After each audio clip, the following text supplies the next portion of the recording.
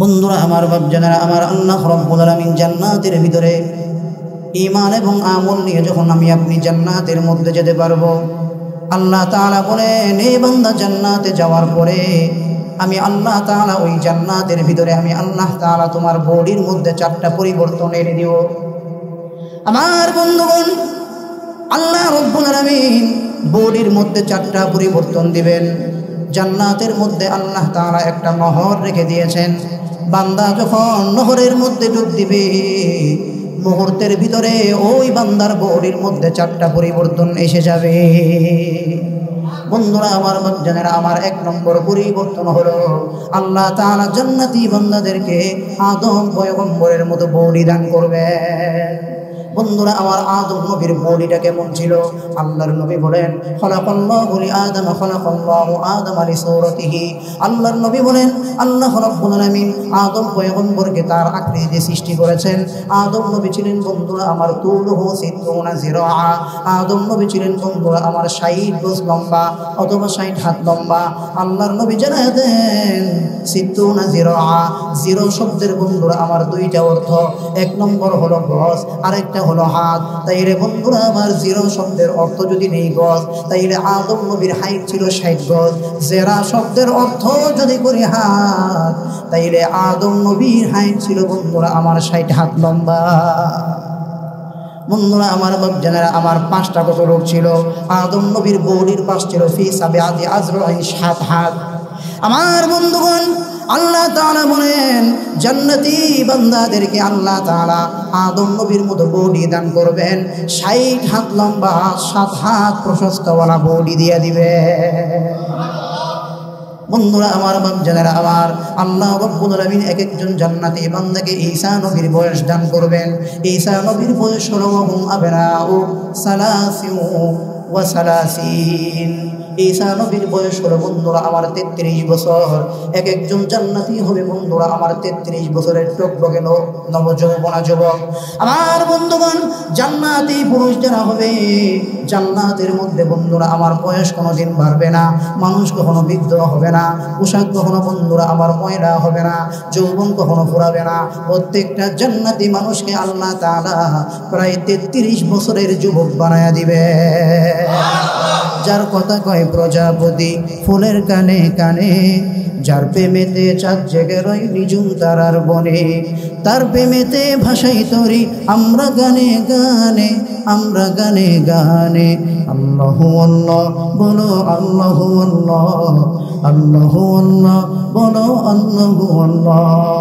ও যে পাতাই পাতাই সবুজ মেঘে ফুলকে দিলে ঘ্রাণ, মিনারে মিনারে শুনি জান্নাতের আজান, তার নামেরই জিকির করি আমরা সবাই মিলে, আমরা সবাই মিলে।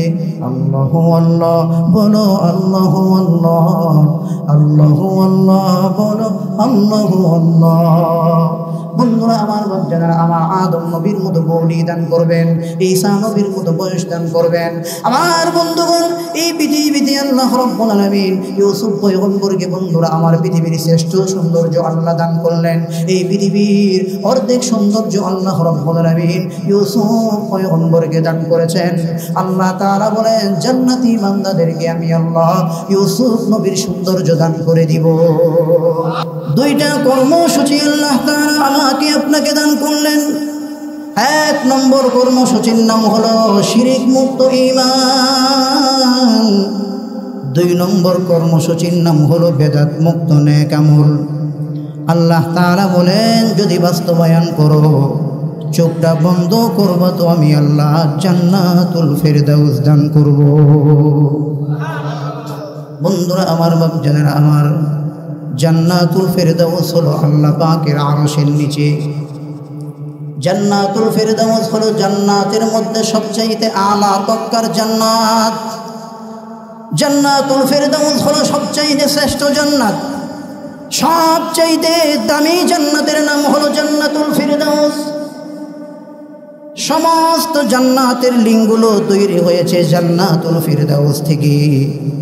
এই কারণে নবীজি বলেন উম্মতেরা রে, যখন আল্লাহর কাছে হাত তুলে দোয়া চাইবা তো জান্নাতুল ফেরদাউস চাও। ইযা সাআলতুমুল্লাহ, আল্লাহর কাছে যখন দুইটা হাত তুলে দোয়া চাইবা, আল্লাহর নবী বলেন জান্নাতুল ফেরদাউস চাও। এজন্য বন্ধুরা আমার, দুইটা হাত যখন আল্লাহর কাছে তুলব, জান্নাত যখন চাইব, তখন এই দোয়া করব, আল্লাহুম্মা ইন্না নাসআলুকাল ফিরদাউসাল আ'লা। কারণ জান্নাতুল ফেরদাউস হচ্ছে জান্নাতের জগতে সবচাইতে আলা তবকার শ্রেষ্ঠ উন্নত ভিআইপি একেবারে উন্নত লেভেলের জান্নাত, যেই জান্নাতের অবস্থান আল্লাহর আরশের নিচে। সুবহানাল্লাহ।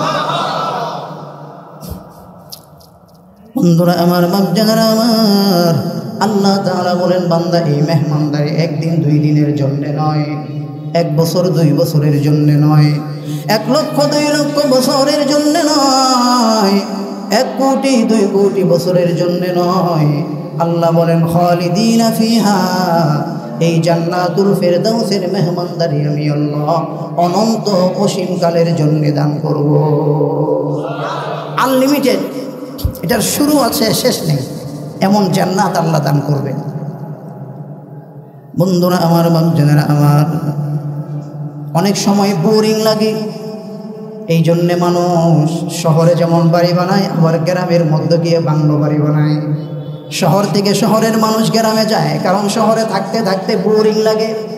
গ্রামের মানুষ আবার শহরে বেড়াইতে আসে। এক দেশের মানুষ আরেক দেশে যায়, কারণ আল্লাহ তাআলা বলেন কোটি কোটি বছর চলে গেলেও আমার জান্নাতুল ফেরদাউসের মধ্যে বান্দা 1 মুহূর্তের জন্যও তোমার বোরিং অনুভব হবে না। লা ইয়াবগুনা আনহা হিওয়ালা, জায়গা পরিবর্তন আল্লাহ জান্নাতে থাকতে থাকতে আর ভালো লাগতেছে না, এখন অন্য এক জগতে দেও। এ ধরনের কোনো কামনা বাসনা বক্তব্য কোনো জান্নাতের জবান থেকে বের হবে না, কারো অন্তরে উদয় হবে না, কারণ জান্নাত প্রতিদিনই নতুন। জুড়ে বলেন না সুবহানাল্লাহ। আজ পর্যন্ত আমরা কেউ কি বলেছি আল্লাহ প্রতিদিন সূর্যের আলো ভালো লাগে না, আজকে ছুটি দিয়ে দেন? বা সূর্যের আলো কি কখনো আমাদের বিরক্তিকর লেগেছে? কখনো লাগে নাই। চাঁদের আলো কখনো আমাদের বিরক্তিকর লাগে নাই। রাতের আধার এটা কখনো আমাদের বিরক্তিকর লাগে না। দিনের আলো কখনোই বিরক্তিকর লাগে না। এই যদি হয় দুনিয়ার অবস্থা, তাহলে জান্নাত তো কল্পনাও করা যায় না যে কখনো এই কথা মনে আসবে, আল্লাহ জান্নাতে থাকতে থাকতে আর ভালো লাগতেছে না, এবার অন্য কোনো জগতে নিয়ে যাবে। বন্ধুরা আমার, বাপজানেরা আমার, আল্লাহ তাআলা 2টা কর্মসূচি দান করলেন। 1 নম্বরে ঈমান, 2 নম্বর হলো বন্ধুরা আমার নেক আমল। 1 নম্বরে আল্লাহ তাআলা ঈমানের কর্মসূচি দিলেন, 2 নম্বরে আল্লাহ তাআলা নেক আমলের কর্মসূচি দিলেন। বন্ধুরা আমার, এই 2টা কর্মসূচি যদি বাস্তবায়ন করি, তাহলে আল্লাহ তাআলা আমার আপনার জন্য জান্নাতুল ফেরদাউসের মেহমানদারি রাখবেন। قدر قدرت داری ہر جگہی آکنی مردرا زندہ کنی و زندرا بیجا کنی قدر قدرت داری برکمال انت ربی انت حسبی ذل جلال। বন্ধুরা আমার, আয়াতের মধ্যে 2টা কর্মসূচি দিলেন। 1 নম্বরে ঈমান, 2 নম্বর হলো নেক আমল। বন্ধুরা আমার, ঈমান কি জিনিস প্রথমে আসুন জানি। ঈমান কি জিনিস? বন্ধুরা আমার, যদি সহজ ভাষায় সাদামাটা যদি আপনাদের কাছে ঈমান কি জিনিস বুঝাইতে চায়, তাইলে বলতে হবে ঈমান হলো আল্লাহর নবী বিশ্ব নবী রাহমাতুল লিল আলামিন আল্লাহর পক্ষ থেকে যা কিছু নিয়ে এসেছেন তা জবান দিয়ে স্বীকারোক্তি দেওয়া, অন্তর দিয়ে বিশ্বাস করা এবং বডি দিয়ে বাস্তবায়ন করার নাম হলো ঈমান। নবীজি আল্লাহর পক্ষ থেকে যা কিছু নিয়ে এসেছেন, এভরিথিং, একেবারে সমষ্টি, করণীয় বর্জনীয়, হালাল এবং হারাম, করা যাবে যাবে না, আদেশ এবং নিষেধ, জায়েজ এবং নাজায়েজ, যত বিষয় আল্লাহ তাআলা নবী আলাইহিস সালাম আল্লাহর পক্ষ থেকে নিয়ে এসেছেন, এগুলোকে জবান দিয়ে স্বীকারোক্তি দেওয়া, অন্তর দিয়ে বিশ্বাস করা আর 3.5 হাত বডির মাধ্যমে মৃত্যু পর্যন্ত বাস্তবায়ন করার নামই হলো ঈমান। বন্ধুরা আমার, ঈমানের 7টা হেডলাইন আছে। এই জন্যে ছোটবেলায় যখন বক্তব্যে গিয়েছি ইমানের বীজ আমাদের অন্তরের মধ্যে রোপণ করে দেওয়া হয়েছে। বন্ধুরা আমার 7টা বিষয়ের প্রতি মৌলিকভাবে 7টা বিষয়ের প্রতি ঈমান আনা লাগবে। 1 নম্বর হলো আমানতু বিল্লাহ, আল্লাহর প্রতি ঈমান আনা। বন্ধুরা আমার আল্লাহর প্রতি ঈমান আনা 1 নম্বর হলো ঈমানের 1 নম্বর হেডলাইন হলো বন্ধুরা আমার 1 নম্বরে আল্লাহর প্রতি ঈমান আনা লাগবে। 2 নম্বর হলো ওয়া মালাইকাতিহি, ফেরেশতাদের প্রতি ঈমান আনা লাগবে। 3 নম্বর হলো ওয়া কুতুবিহি, আল্লাহ তাআলার প্রেরিত কিতাব সমূহের প্রতি ঈমান আনা লাগবে। 4 নম্বর হলো ওয়া রাসূলিহি, আল্লাহ তাআলার প্রেরিত রাসূলগণের প্রতি ঈমান আনা লাগবে। 5 নম্বর হলো ওয়াল ইয়াউমিল আখির, কিয়ামত দিবসের প্রতি ঈমান। 6 নম্বর হলো ওয়াল কদরি খায়রিহি ওয়া শাররিহি মিনাল্লাহি তাআলা, ভালো মন্দ তকদীরের উপর ঈমান। 7 নম্বর হলো ওয়াল বা'সি বা'দাল মাউত, মৃত্যুর পরে আল্লাহ তাআলা আবার আমাকে আপনাকে পুনর্জীবিত করবেন। এই পুনর্জীবিত করার উপর ঈমান আনা লাগবে। বন্ধুরা আমার এই 7টা হলো ঈমানের হেডলাইন। বন্ধুরা আমার যত ব্যাখ্যা আছে সমস্ত ব্যাখ্যা সহকারে এই 7 বিষয়ের প্রতি ঈমান আনা আমার আপনার উপর ওয়াজিব। 1 নম্বরে বলা হলো আমানতু বিল্লাহি, আল্লাহর প্রতি ঈমান আনা। এটার ব্যাখ্যা আছে, আল্লাহর প্রতি ঈমান আনার ব্যাখ্যা। বন্ধুরা আমার আল্লাহর প্রতি ঈমান আনলাম এর মানে কি? আল্লাহর প্রতি ঈমান আনলাম এর মানে হলো আল্লাহ তাআলা এক এবং অদ্বিতীয়। আল্লাহর প্রতি ঈমান আনলাম এর মানে হলো একমাত্র আল্লাহ তাআলাই ইবাদতের উপযুক্ত, আর কেউ নন। ইয়াকা না'বুদু ওয়া ইয়াকা নাস্তাঈন, ইবাদত করব আল্লাহর, সাহায্য চাইব আল্লাহর, মাথা ঠেকাবো আল্লাহর কাছে, কোনো বাবার কাছে নয়, কোনো মাজারে নয়, কোনো নেতার কাছে নয়। একমাত্র মুমিনের মাথা, মুমিনের জীবন, মুমিনের সম্পদ, মুমিনের মাল, মুমিনের গোটা জীবনটাই মহান রব্বুল আলামিনের জন্য নিবেদিত। জোরে কোন ঠিক কিনা? আমার বোনের ভাইরা বন্ধুরা আমার আল্লাহর প্রতি ঈমান আনলামের মানে হলো আল্লাহু আলা কুল্লি শাইইন কদির, আল্লাহ তাআলা হলেন সর্বময় ক্ষমতার অধিকারী। By the people, of the people, জনগণ সর্বময় ক্ষমতার অধিকারী। এটা কুফরি স্লোগান, গণতন্ত্রের যে স্লোগান জনগণ সর্বময় ক্ষমতার অধিকারী, এটা কুফরি কথা। মুসলমান কখনো এই কথায় বিশ্বাস করতে পারে না, একমত হতে পারে না। আল্লাহর প্রতি ঈমান আনলাম মানে আল্লাহ তাআলা সর্বময় ক্ষমতার অধিকারী। আল্লাহর প্রতি ঈমান আনলাম মানে আল্লাহ তাআলা এক এবং অদ্বিতীয়। আল্লাহর প্রতি ঈমান আনলাম মানে আল্লাহ তাআলাই ইবাদতের একমাত্র উপযুক্ত। জোরে বলেন ঠিক কিনা? এরকম আরো ব্যাখ্যা আছে, সব বলে শেষ করা যাবে না। এরকম আরো ব্যাখ্যা আছে, সমস্ত ব্যাখ্যাগুলো মেনে আল্লাহর প্রতি ঈমান আনতে হবে। এটা তো শুধু একটা হেডলাইন, আমানতু বিল্লাহ, আল্লাহর প্রতি ঈমান আনলাম। 2 নম্বর হলো ওয়া মালাইকাতিহি, ফেরেশতাদের প্রতি ঈমান আনলাম। ফেরেশতাদের প্রতি ঈমান আনলাম, ব্যাখ্যা সহকারে ঈমান আনলাম। আল্লাহ তাআলা কোটি কোটি কোটি কোটি ফেরেশতা আল্লাহ তাআলা বানিয়ে রেখেছেন। আবার ফেরেশতাদের জগতে 4 জন ফেরেশতাকে আল্লাহ তাআলা সরদার ফেরেশতা বানাইছেন। একজনের নাম জিব্রাইল, একজনের নাম মিকাইল, একজনের নাম ইসরাফিল, আর একজনের নাম মালাকুল মউত আজরাইল। এভাবে ফেরেশতাদেরকে আল্লাহ তাআলা নানান ধরনের দায়িত্ব দিয়ে রেখেছেন। এরকম আরো বিস্তারিত ব্যাখ্যা সহকারে ফেরেশতাদেরকে না দেখেও বিশ্বাস করার নাম হলো ঈমান। 3 নম্বরে ওয়া কুতুবিহি, আল্লাহ তাআলার কিতাবের প্রতি ঈমান আনা। আল্লাহ রাব্বুল আলামিন এই জমিনের মধ্যে 104খানা কিতাব আল্লাহ তাআলা নাযিল করলেন নি বাবা। বন্ধুরা আমার 100 কিতাবকে বলা হয় সহিফা, আর বড় বড় কিতাব আল্লাহ নাযিল করলেন 4টা, তাওরাত, ইনজিল, জবুর, মহাগ্রন্থ আল কোরআন। এরকম ব্যাখ্যা সহকারে সকল কিতাবের প্রতি ঈমান আনা। এরপর হলো ওয়াল ইয়াউমিল আখির, কিয়ামত দিবসের প্রতি ঈমান আনা। ব্যাখ্যা আছে কিয়ামত দিবস, কিয়ামতের একদিন এই দুনিয়ার 50,000 বছরের সমান। ব্যাখ্যা বন্ধুরা আমার মানুষ যখন মারা যায় কবরে যেতে হবে, কবরে গেলে কবরে আযাব আছে, আযাবুল কবরি হাকুন। তাহলে এই যে কবরের আযাব কিয়ামত দিবসের প্রতি ঈমান আনলাম মানে কবরের আযাবের উপর ঈমান আনলাম। কিয়ামত দিবসের উপর ঈমান আনলাম মানে কিয়ামত দিবসে হাসরের ময়দানের উপর ঈমান আনলাম। কিয়ামত দিবসের প্রতি ঈমান আনলাম মানে হলো কিয়ামত দিবসে আল্লাহ তাআলার বিচার কার্য সম্পাদন করবেন, ওইটার প্রতি ঈমান আনলাম। কিয়ামত দিবসের প্রতি ঈমান আনলাম মানে হলো কিয়ামত দিবসে আল্লাহ তাআলা ফুলসিরাত কায়েম করবেন, ওই ফুলসিরাতের উপর ঈমান আনলাম। কিয়ামত দিবসের প্রতি ঈমান আনলাম মানে হলো আল্লাহ রাব্বুল আলামিন বন্ধুরা আমার মিজানের পাল্লা কায়েম করবেন, ইনসাফের পাল্লা কায়েম করবেন, ওইটার প্রতি ঈমান আনলাম। এরকম ব্যাখ্যা সহকারে কিয়ামত দিবসের প্রতি ঈমান আনলাম। ওয়াল কদরি খায়রিহি ওয়া শাররিহি মিনাল্লাহি তাআলা,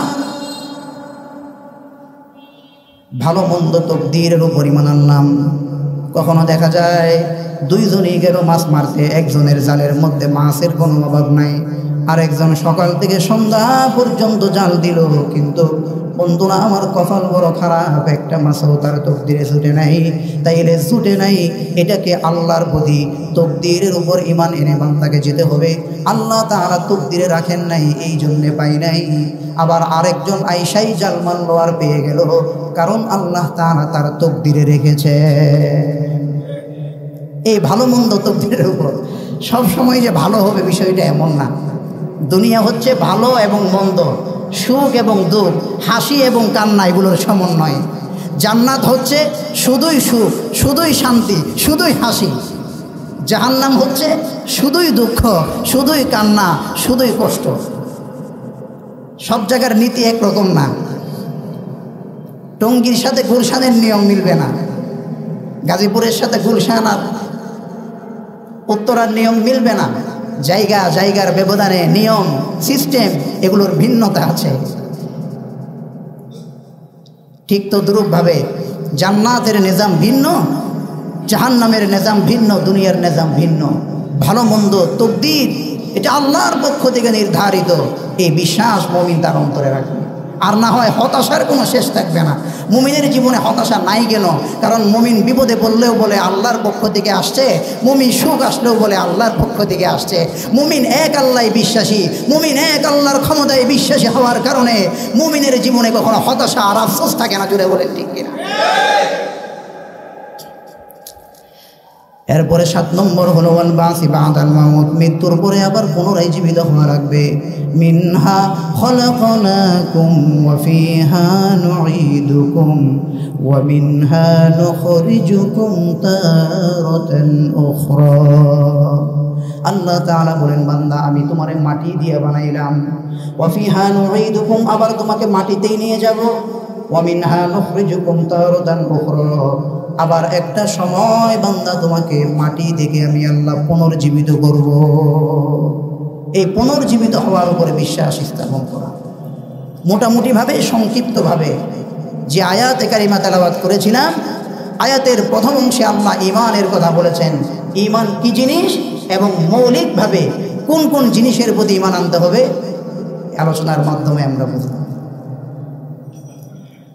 বন্ধুরা আমার, বাপজানেরা আমার, 2 নম্বরে আল্লাহ তাআলা 2 নম্বর আরেকটা কর্মসূচি দিলেন, ওয়ামিলুস সালিহাত। বেদাত মুক্ত নেক আমল করা লাগবে, গুনাহ মুক্ত নেক আমল করা লাগবে। বন্ধুরা আমার, আমিলুস সালিহাত মানে শুধুমাত্র নামাজ পড়া, রোজা রাখা আর মুখের মধ্যে লম্বা দাড়ি রাখা আর সুন্নতি পোশাক পরার নামে কেবলমাত্র নেক আমল নয়, বরং নেক আমলটা গুনাহ মুক্ত হওয়া লাগবে। আমার বন্ধুগণ, একদিকে হারাম ব্যবসা করলাম, সুদের টাকা খাইলাম, আবার লম্বা জামা গায়ে নিয়া আর মুখ ভর্তি দাঁড়িয়ে নিয়া হাজী সাহেব নামাজের প্রথম কাতারে দাঁড়ায়া লম্বা লম্বা সিজদা দিয়া রুকু দিয়া নামাজ আদায় করে নামাজের পরে যাইয়া আবার গিয়ে সুদের ব্যবসায় লিপ্ত হয়, তাহলে বোঝা গেল এই আল্লাহর বান্দা নেক আমল পরিপূর্ণরূপে করতে পারে নাই। 2 নম্বর কর্মসূচি তাই আর সে ধাক্কা গেছে। নেক আমল এটা গুনাহমুক্ত হতে হবে, তাহলে নেক আমল। কথা ভালো লাগলেও ঠিক, তিতা লাগলেও ঠিক, এটাই কোরআনের কথা। নিজের থেকে বানানোর মতো যোগ্যতা আমার নাই। নেক আমল গুনাহমুক্ত হতে হবে। একদিকে চুরি করলাম, ওই চুরি করা গরু দিয়ে আবার কোরবানি দিলাম, কোরবানিতে দিলাম এটা তো সওয়াবের কাজ, চুরিতে করলাম এইটা গুনাহের কাজ। তাইলে সওয়াব এবং গুনাহ দুইটা কাটাকাটি হয়ে গেছে। মাঝখানে যে গোস্ত খেলাম এটা হলো গুনাহ। এ জাতের মানুষ কি নাই আপনার দেশেও? আছে না নাই? সত্যটা সবাই বলবে না, জান্নাতের কথা আসলে সুবহানাল্লাহ সবাই বলবে।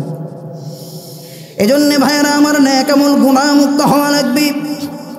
একদিকে আপনি আল্লাহর কাছে সন্তান চাইতেছেন, আবার গিয়ে মাজারে গিয়ে মান্নত করেন।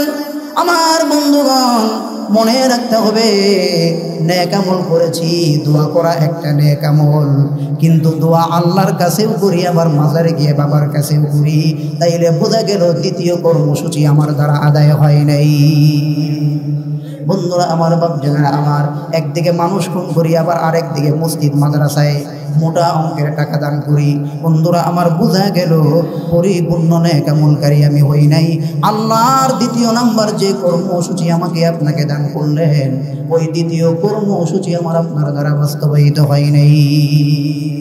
আমি সংক্ষেপে বলে যাচ্ছি, ঈমান এবং নেক আমল। ঈমানটাকে শিরিক থেকে মুক্ত রাখতে হবে। 2 নম্বর, নেক আমল, আল্লাহ পাকের যাবতীয় বিধানগুলো নবীর তরিকায় মানতে হবে, গুনাহমুক্ত থাকতে হবে, তাহলেই দ্বিতীয় কর্মসূচি আদায় হবে। এই 2 কর্মসূচি দিয়ে আল্লাহ তাআলা আমাকে আপনাকে 60-70 বছরের হায়াতের জিন্দেগি দিয়ে পৃথিবীতে প্রেরণ করেছেন। এই 2 কর্মসূচি বাস্তবায়ন করলে তবেই আমার জন্য জান্নাতুল ফেরদাউস আল্লাহ রেডি করে রাখবেন।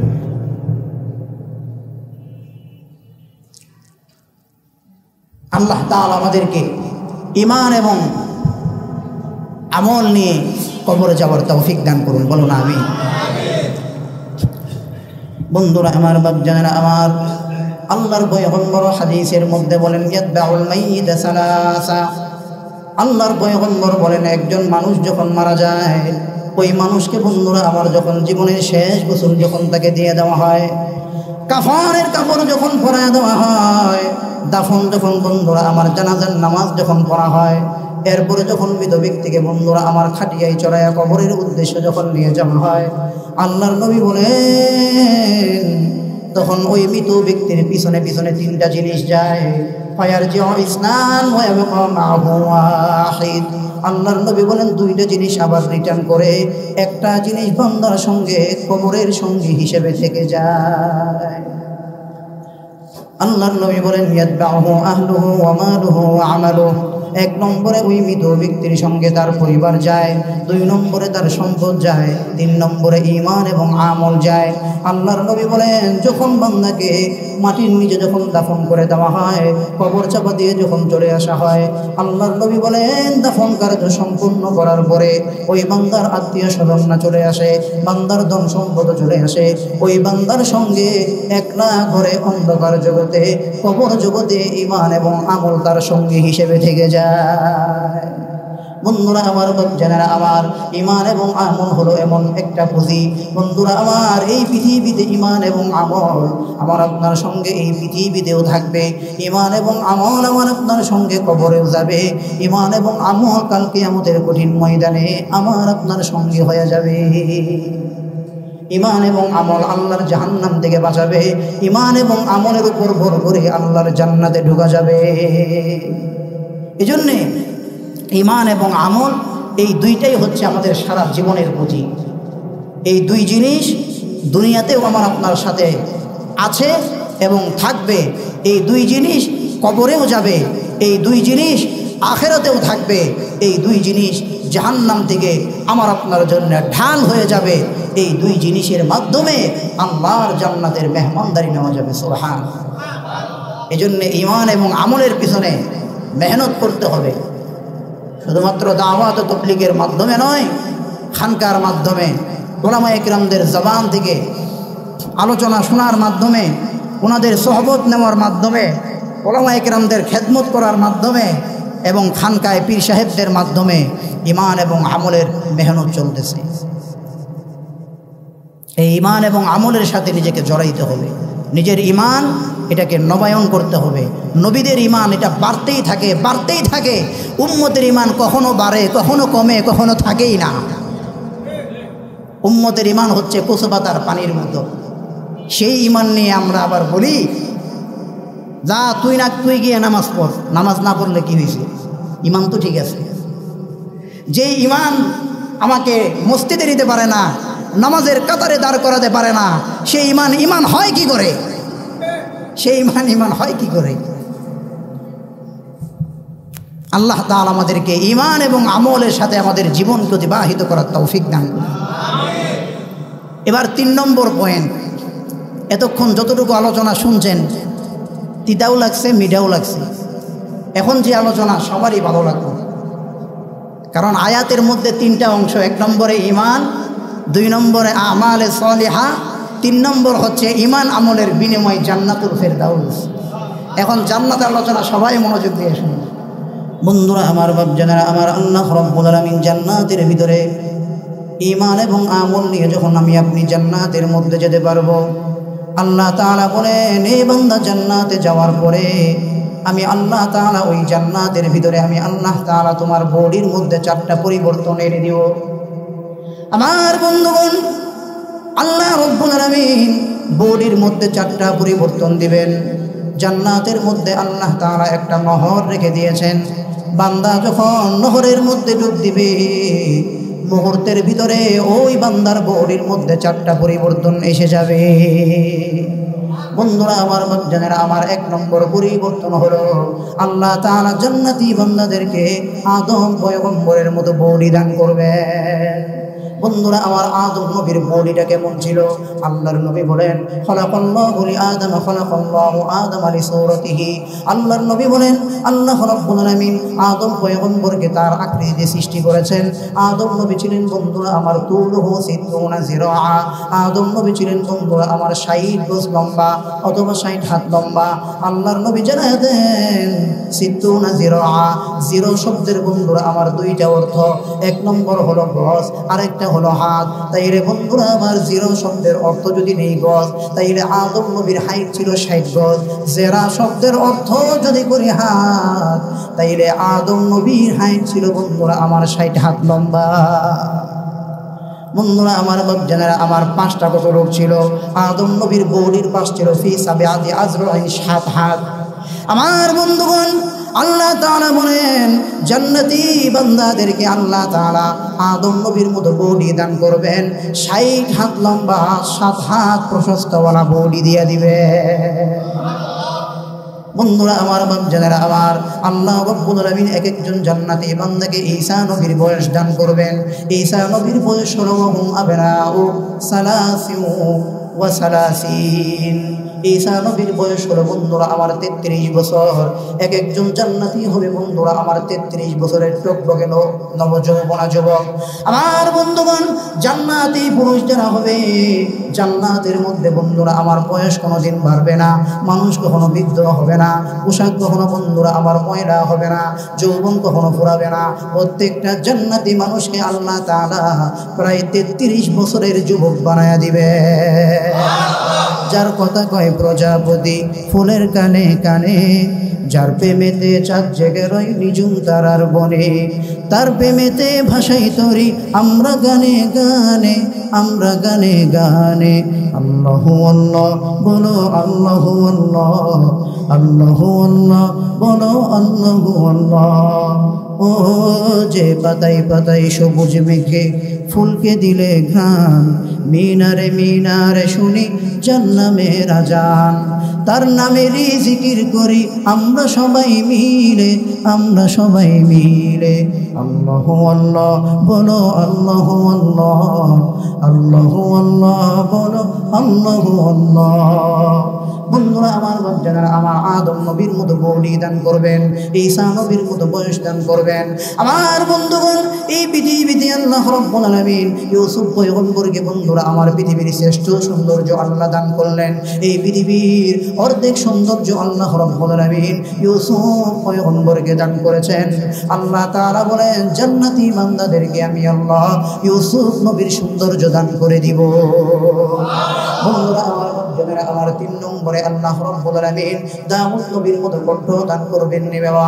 দাউদ নবীকে আল্লাহ রাব্বুল আলামিন এই পৃথিবীর শ্রেষ্ঠ কণ্ঠ আল্লাহ তাআলা দান করেছেন। আমার বন্ধুগণ বাচ্চারা আমার, দাউদ নবী যখন জবুর কিতাব থেকে তেলাওয়াত করতেন, তার সুললিত কণ্ঠে যখন জবুরের তেলাওয়াত যখন হতে থাকতো, আকাশের ঝাঁকে ঝাঁকে পাখিরা পর্যন্ত ওরা বন্ধ করে দাউদ নবীর মাথার উপরে তারা বীর জমাইত। সমুদ্রের মাছগুলো পর্যন্ত সমুদ্রের তীরের মধ্যে এসে যেত দাউদ নবীর কণ্ঠের তেলাওয়াত শোনার জন্যে।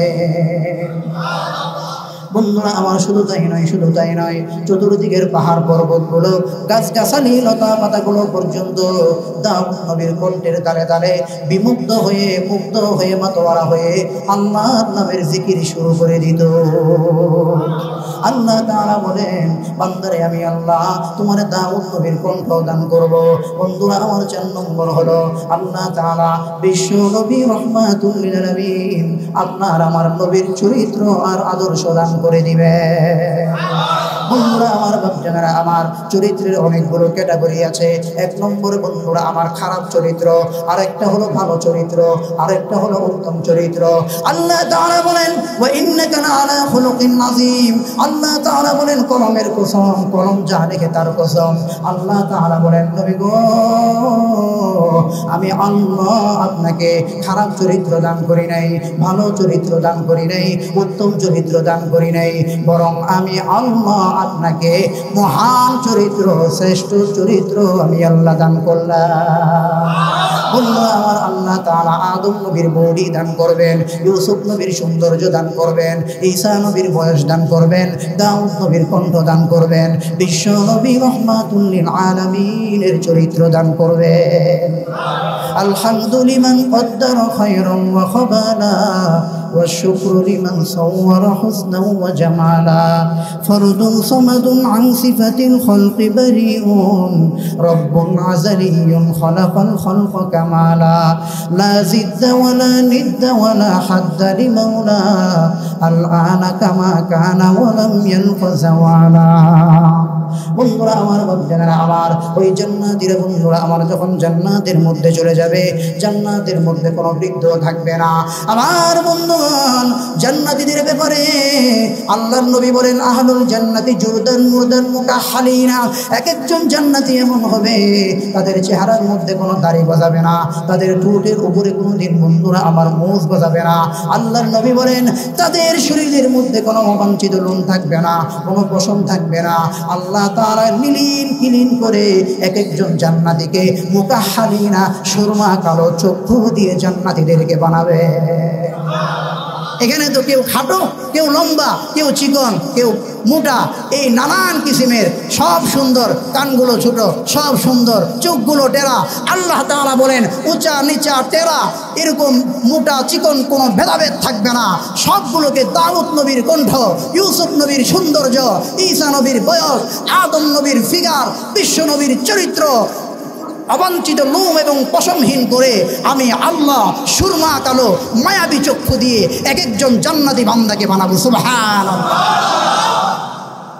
বন্ধুরা আমার বাচ্চারা আমার, ওই জান্নাতের ভিতরে আমার বন্ধুগণ, জান্নাতীরা যখন জান্নাতের মধ্যে যাবে সর্বপ্রথম তাদেরকে মেহমানদারি করা হবে। বন্ধুরা আমার, ওই মেহমানদারিতে ইন্ডিয়ান খাবার থাকবে না, ওই মেহমানদারিতে বন্ধুরা আমার সৌদি আরবের খেপসা থাকবে না, সৌদি আরবের বন্ধুরা আমার দুম্বা এবং উটের গোশত থাকবে না, আবার চাইনিজদের চাইনিজ খাবারও থাকবে না, বরং জান্নাতের ভিতরে সর্বপ্রথম যে খাবার দিয়ে আল্লাহ মেহমানদারি করবেন, উদ্বোধন করবেন, ওই খাবারটা হলো আমার সোনার বাংলাদেশের খাবার।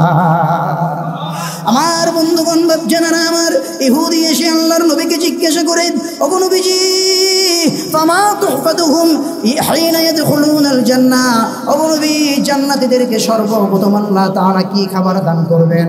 আল্লাহর নবী জানায় দেয়, জিয়াদাতু কাবিদিন নুন। বাঙালিরা মাছ পছন্দ করে, আল্লাহর নবী বলেন মাছের কলিজার যে অতিরিক্ত অংশ আল্লাহ তাআলা মাছের কলিজা এবং গুর্দা দিয়া জান্নাতীদেরকে প্রথম মেহমানদারি করবে।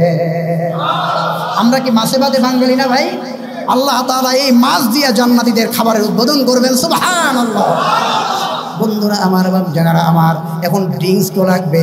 বন্ধুরা আমার, আল্লাহর নবীকে ইহুদি জিজ্ঞাসা করে, হুজুর ওই সময় জান্নাতীরা ড্রিঙ্কসটা কি হবে? প্রথম খাবার জান্নাতীদেরকে মাছের কলিজা দিয়ে দেওয়া হবে। ওগো নবীজি, ফামা শারাবুহুম আলাইহি, জান্নাতীদের ওই মাছের কলিজার সাথে এদের ড্রিঙ্কসটা কি হবে, পানীয়টা কি হবে? আল্লাহর নবী বলেন, আইনান ফিহা তুসাম্মা সালসাবিলা, ওই জান্নাতের ভিতরে আল্লাহ তাআলা একটা ঝর্ণা বানিয়েছেন। ওই ঝর্ণাটার নাম হলো সালসাবিল। ওই সালসাবিল নামক ঝর্ণার পানি দিয়া আল্লাহ তাআলা জান্নাতীদেরকে প্রথম মেহমানদারি করবেন।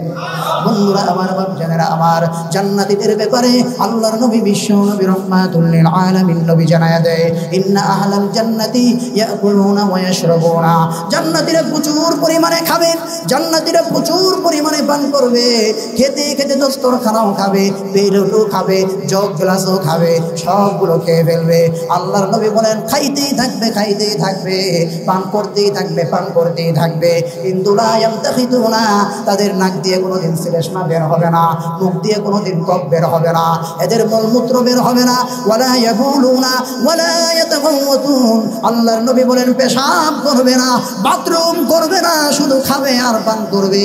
সাহাবায়ে কেরাম অবাক হয়ে গেলেন, ক্বালু ফামা বালুত তাআম, ওগো নবীজি, জান্নাতীরা এত খাবে, এত পান করবে, পেশাব যদি না হয়, বাথরুমও যদি তাদের না হয়, এদের নাক দিয়ে যদি শ্লেষ্মা বের না হয়, নবীজি খাবারগুলো হজম হবে কিভাবে? আল্লাহর নবী বললেন, রসনকা রসিল মিসকি, এক একজন জান্নাতি খাবার খেতে খেতে যখন উদরপূর্তি হয়ে যাবে, জান্নাতীরা বন্ধুরা আমার একটা কুদরতি ঢেকুর চালু হয়ে যাবে। ওই ঢেকুর দিয়ে গন্ধ আসবে না, ওই ঢেকুর দিয়ে ঝাল অনুভব হবে না। আল্লাহর নবী বলেন, ওই ঢেকুর দিয়ে মেশকে আম্বরের ঘ্রাণ বের হবে। আমার বন্ধুগণ, ওই ঢেকুরের সঙ্গে সঙ্গে বান্দা ঘেমে যাবে। একটা ঢেকুর দেওয়া মাত্রই সমস্ত খাবারগুলো মুহূর্তে হজম হয়ে যায়। বন্ধুরা আমার, জানেরা আমার, ওই জান্নাতের ভিতরে আল্লাহ তাআলা বন্ধুরা আমার চারটা স্পেশাল নহর দান করবেন, চার ধরনের নহর দান করবেন নে বাবা। সূরাত মুহাম্মাদের 17 নম্বর আয়াত আল্লাহর নবী জানায়া দেয়, ফিহা আনহারুম মিম্মা ইন গায়রি আসিন। আল্লাহর নবী বিশ্ব নবী রাহমাতুল লিল আলামিন নবী বলেন, এক নম্বরে আল্লাহ তাআলা পানির নহর দান করবেন। এক নম্বরে আল্লাহ তাআলা মিষ্টি স্বচ্ছ পরিষ্কার পানির নহর আল্লাহ তাআলা দান করে দিবেন। ওই পানি কোনোদিন দুর্গন্ধযুক্ত হবে না, ওই পানির নিচে কোনোদিন পরত বসবে না, ওই পানি কোনোদিন ময়লাযুক্ত হবে না। আল্লাহ তাআলা এমন ফ্রেশ পানির নহর দান করে দিবেন। দুই নম্বরে আল্লাহর নবী বলেন, দুই নম্বরে আল্লাহ তাআলা বলেন, ওয়া আনহারুম মিন লাবানিন লাম ইয়াতাগায়্যার তা'আমু, দুই নম্বরে আল্লাহ তাআলা জান্নাতীদেরকে দুধের নহর দান করবেন রে বাবা। আমার বন্ধুগণ, এমন দুধের নহর দান করবেন, ওই দুধ কোনোদিন দইয়ে পরিণত হবে না। আল্লাহ তাআলা এমন দুধের অসংখ্য নহর জান্নাতীদেরকে দান করে দিবেন। বন্ধুরা আমার, কোটি কোটি বছর চলে গেলেও ওই দুধ কোনোদিন পরিবর্তন হবে না।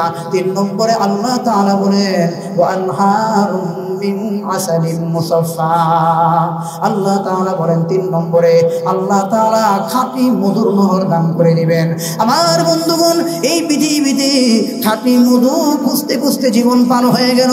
আল্লাহ তাআলা বলেন, বান্দারে না না, জান্নাতের ভিতরে আমি আল্লাহ একটা নয়, দুইটা নয়, অসংখ্য অগণিত খাঁটি মধুর নহর আমি আল্লাহ দিয়া দিব। বন্ধুরা আমার, বাপ জানেরা আমার, চার নম্বরে আল্লাহ তাআলা বলেন, ওয়ানহারুম মিন খামরিন লাযযাতিন লিশশারিবিন, চার নম্বরে আল্লাহ তাআলা বলেন মদের নহর দান করব। আমার বন্ধুগণ, এই দুনিয়াতে মদ পান করার পরে মানুষের মগজ বিকৃত হয়ে যায়, মদ পান করার পরে মানুষ আবুল তাবুল বলে, মদ পান করার পরে মানুষ মাতাল হয়ে যায়, মদ পান করার পরে মানুষ ডানে বামে হেলে দুলে যায়। আল্লাহ তাআলা এমন মদের নহর দান করবে, যেই মদ পান করার পরে শরীরের মধ্যে 100 পুরুষের শক্তি চলে আসবে। জুড়ে বলেন সুবহানাল্লাহ। বন্ধুরা আমার, জানেরা আমার, ওই জান্নাতের মধ্যে আল্লাহ রাব্বুল আলামিন এক একজন জান্নাতীকে কমপক্ষে 70টা করে হুর দান করবেন। আমার বন্ধুগণ, আল্লাহ রাব্বুল আলামিন এক একজন জান্নাতীকে 70টা করে হুর দান করবেন। ওই হুরদের হুরদের বন্ধুরা আমার কয়েকটা বৈশিষ্ট্য আমি আপনাদের সামনে কোরআন থেকে আলোচনা করি। বন্ধুরা আমার হুরদের 1 নম্বর বৈশিষ্ট্য হলো ওয়ালাহুম ফিহা আজওয়াজুম মুতাহহারা। আল্লাহ তাআলা বলেন জান্নাতি হুরদের 1 নম্বর বৈশিষ্ট্য হলো ওই জান্নাতি হুর হবে বন্ধুরা আমার পবিত্র।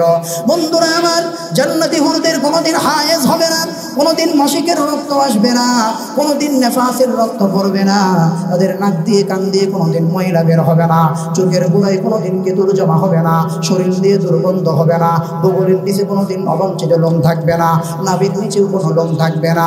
আল্লাহ রব্বুল আলামিন এমন পিওর পবিত্র জান্নাতি হুরগুলোকে বানায় রাখছে। উপরের মাইকটা মনে চলতেছে না, খুব কষ্ট হয়ে যাচ্ছে। বন্ধুরা আমার বাপজানেরা আমার 2 নম্বরে আল্লাহ তাআলা বলেন হুরুম মাকসুরাতুন ফিল খিয়াম। জান্নাতি হুরদের 2 নম্বর বৈশিষ্ট্য হলো আল্লাহ তাআলা বলেন ওই জান্নাতি হুরগুলোর নজরগুলো স্বামীদের প্রতি নিবদ্ধ থাকবে। কোনোদিন স্বামী ব্যতীত অন্য কারো দিকে এক পলকের জন্যও তাকাবে না, কোনোদিন পরকীয়ায় লিপ্ত হবে না, অবৈধ প্রেম ভালোবাসায় লিপ্ত হবে না, কোনোদিন তাদের স্বামীকে ব্যতীত অন্য কোনো পুরুষকে কামনা করবে না। এমন যোগ্যতা জান্নাতি হুরদেরকে আল্লাহ দান করবেন। বন্ধুরা আমার বাপজানেরা আমার জান্নাতি হুরদের 3 নম্বর বৈশিষ্ট্য হলো আল্লাহ তাআলা বলেন লাম ইয়াতামিসহুন্না ইনসুন ক্বাবলাহুম ওয়ালা জান। আল্লাহ তাআলা বলেন জান্নাতি হুরগুলোকে আমি আল্লাহ এমনভাবে বানাইছি রে বান্দা, কোনোদিন কোনো মানুষ তাদেরকে চোখ দিয়ে দেখে নাই, কোনোদিন কোনো জিন তাদেরকে চোখ দিয়ে পর্যন্ত দেখে নাই, হাত দিয়ে কেউ কোনোদিন স্পর্শ করে নাই। আমি আল্লাহ একমাত্র এই জান্নাতি হুরগুলোকে এমনভাবে বানাইছি যার জন্য নির্ধারণ করেছি একমাত্র সেই দেখবে, জগতের আর কেউ তাদেরকে দেখবেও না, স্পর্শও করবে না। বন্ধুরা আমার জান্নাতি হুরদের আল্লাহ তাআলা আরেকটা বৈশিষ্ট্য বর্ণনা করেন ওয়াজাওয়াজনাহু বিহুরিন ঈন। আল্লাহ তাআলা বলেন ওই জান্নাতি হুরদের সঙ্গে আমি আল্লাহ এই দুনিয়ার মানুষগুলোকে জান্নাতি মানুষগুলোকে বিবাহ করায়া দিব। জান্নাতি হুরগুলো বন্ধুরা আমার ডাগর ডাগর চক্ষু বিশিষ্ট হবে। আমার বন্ধুগণ ওই জান্নাতি হুরগুলোর কালো মণিটা খুব কালো হবে, সাদা অংশটা খুব সাদা হবে। আল্লাহ তাআলা বড় মায়াবিনী করে হরণী চক্ষু দিয়া ডাগর ডাগর চক্ষু দিয়া জান্নাতি হুরগুলোকে আল্লাহ বানাইছে।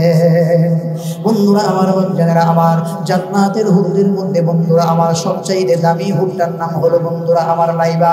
বন্ধুরা আমার বাপজানেরা আমার তানবীহুল গাফিলিন নামক কিতাবের 2 নম্বর খণ্ডের মধ্যে এসেছে বন্ধুরা আমার ওই জান্নাতি হুরদের মধ্যে সবচেয়ে শ্রেষ্ঠ হুরের নাম হলো লাইবা। লাইবাকে আল্লাহ তাআলা বন্ধুরা আমার 4টা উপাদান দিয়ে বানাইছেন। 1 নম্বর হলো জাফরান, 2 নম্বর হলো কর্ফুর, 3 নম্বর হলো বন্ধুরা আমার আম্বর। এইভাবে 4টা উপাদান দিয়া আল্লাহ রব্বুল আলামিন জান্নাতি হুর লাইবারে বানাইছেন রে বাবা। 1 নম্বরে জাফরান, 2 নম্বরে কর্ফুর, 3 নম্বর হলো বন্ধুরা আমার মেষ। আল্লাহ তাআলা বন্ধুরা আমার 4টা হুর দিয়ে ওই লাইবারে বানাইছেন। ওই লাইবা নামক হুরের ঠোঁটের মধ্যে আল্লাহ রেখে দিয়েছেন ইন্নাল্লাযীনা আমানু ওয়া আমিলুস সালিহাত কানাত লাহুম জান্নাতুল ফিরদাউসি নুজুলা। যারা ঈমান এবং আমল নিয়ে আল্লাহর কাছে আসবে আমি লাইবাকে আল্লাহ তাদের জন্য নির্ধারণ করে দিয়েছে। বন্ধুরা আমার জান্নাতের অন্যান্য হুরগুলা পর্যন্ত এই হুরের প্রতি আসক্ত। লাইবা নামক হুর যদি কোনোদিন এই দুনিয়াতে বন্ধুরা আমার 1 পলকের জন্য উকি দিত, গোটা দুনিয়াটা চিরদিনের জন্য আলোকিত হয়ে যেত। ওই লাইবা নামক হুর যদি 1 ফোঁটা থুতু বন্ধুরা আমার আটলান্টিক মহাসাগর কিংবা বঙ্গোপসাগরে যদি 1 ফোঁটা থুতু ফেলাইত, গোটা বঙ্গোপসাগরের পানি মুহূর্তের মধ্যে বন্ধুরা আমার মিষ্টি হয়ে যেত। বন্ধুরা আমার বাপজানেরা আমার আল্লাহ তাআলা বলেন ইন্না আনশানাহুন্না ইনশাআ, এদেরকে আমি আল্লাহ বড় ব্যতিক্রম করে বানাইলাম। ফাজআলনাহুন্না আবকারা। আল্লাহ তাআলা বলেন ওই জান্নাতি হুরগুলোকে আল্লাহ রব্বুল আলামিন বন্ধুরা আমার একদম চিরকুমারী করে বানিয়েছেন। দুনিয়ার মহিলা জাতি বিবাহ হওয়ার পরে কুমারিত্ব নষ্ট হয়ে যায়, মিলন করার পরে কুমারিত্ব নষ্ট হয়ে যায়, কিন্তু জান্নাতি হুরগুলোকে আল্লাহ এমনভাবে বানালেন বন্ধুরা আমার মিলন করার পর পর আবারও অটোমেটিকলি আল্লাহ তাআলার কুদরতি ব্যবস্থা বানায় ওই হুর মিলনের পূর্বের অবস্থায় কুমারীত্বে ফিরে যাবে। আমার বন্ধুগণ বাপজানা আমার, এরপরে আল্লাহ তাআলা বলেন আত্রবা, এদেরকে আমি সমবয়স্ক বানাইছি। বন্ধুরা আমার, আত্রবার এক ব্যাখ্যা হলো এই জান্নাতি হুরদের পরস্পরের মধ্যে কোনো ধরনের হিংসা বিদ্বেষ থাকবে না, সতীন কিলাকিলি আর মারামারি আর ঝগড়াঝাটি থাকবে না। আল্লাহ রাব্বুল আলামিন এদেরকে হিংসা মুক্ত, অহংকার মুক্ত, ঝগড়াঝাটি মুক্ত এবং এদেরকে আল্লাহ তাআলা সব ধরনের খারাপ কাজ এবং খারাপ কথা মুক্ত বানাইছে। আমার বন্ধুগণ বাপজানেরা আমার, আল্লাহর নবী বিশ্ব নবী রাহমাতুল লিল আলামিন নবী বলেন, আল্লাহ তাআলা কুরআনুল কারীমের মধ্যে বললেন কাআন্নাহুন্নাল ইয়াকুত ওয়াল মারজান, বান্দারে এদেরকে দেখলে যেন মনে হবে এরা ইয়াকুত এবং মারজান। আয়াতের ব্যাখ্যায় নবীজি বলেন জান্নাতি হুর ইন্নাল মারআতা মিন নিসাই আহলিল জান্নাহ, আল্লাহ তাআলা এমন সুন্দর করে জান্নাতি হুরগুলোকে বানাইছেন। বন্ধুরা আমার, 70টা কাপড় এদেরকে পরিয়ে দেওয়ার পরেও এদের সৌন্দর্য 70টা কাপড় ভেদ করে এদের সৌন্দর্য অবলোকন হবে। বন্ধুরা আমার বাপজানেরা আমার, শুধু তাই নয়, আল্লাহর নবী জানায়া দেন এদের শরীরের ভিতরে রগের ভিতরে যে রক্ত চলাচল করবে ওই রক্তগুলো পর্যন্ত দৃষ্টিগোচর হবে। শুধু তাই নয়, নবীজি বলেন হাত্তা ইয়ারা মাখাহা, এমনকি ওই জান্নাতি হুরদেরকে 70টা কাপড় পরায় দেওয়ার পরেও এদের হাড্ডির ভিতরের মগজগুলো পর্যন্ত দেখা যাবে। এই কারণে আল্লাহ বলেন কাআন্নাহুন্নাল ইয়াকুত ওয়াল মারজান। প্রিয় ভাইয়েরা আমার, বন্ধুরা আমার, এতক্ষণ পর্যন্ত যে আলোচনা করা হলো সমস্ত আলোচনার সার নির্যাস এটাই, আল্লাহ তাআলা অল্প হায়াতের জিন্দগি দিয়ে আমাদেরকে প্রেরণ করেছেন। 1 নম্বর হচ্ছে 2টা কর্মসূচি দিয়েছেন, বিনিময়ে জান্নাত রেখেছেন।